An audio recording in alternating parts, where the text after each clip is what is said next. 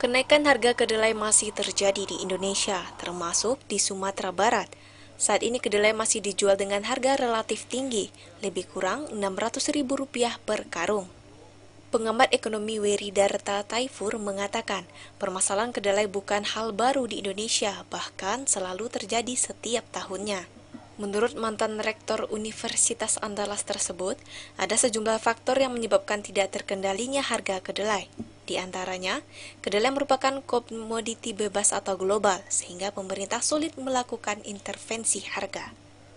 Lebih lanjut, Weridarta Taifur menambahkan, saat ini Indonesia masih tergantung kepada kedelai impor, lantaran produksi kedelai dalam negeri tidak mencukupi kebutuhan yang ada. Oleh sebab itu, saat kebutuhan tinggi dan harga melonjak, sulit untuk dikendalikan jika tidak ditangani dengan serius oleh pihak terkait. Meskipun begitu, permasalahan kedelai ini bisa diatasi dengan memperbanyak produksi kedelai lokal, sehingga ketergantungan terhadap produk impor bisa berkurang.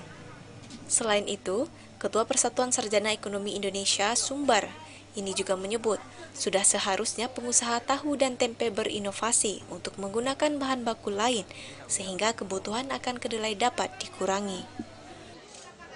Ketergantungan terhadap kedelai ini juga harus kita kurangi. Misalnya saat ini untuk permintaan misalnya untuk industri rumah tangga, tempe dan lain-lain, tahu dan itu. Nah, mungkin perlu ada juga kita memikirkan alternatif bahan yang bisa digunakan untuk menghasilkan tempe ini dari kacang-kacang lain. Nah, jadi ini sudah harus juga dipikirkan dari sisi permintaannya.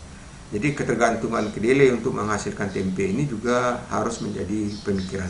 Nah, dengan demikian, kalaupun permintaan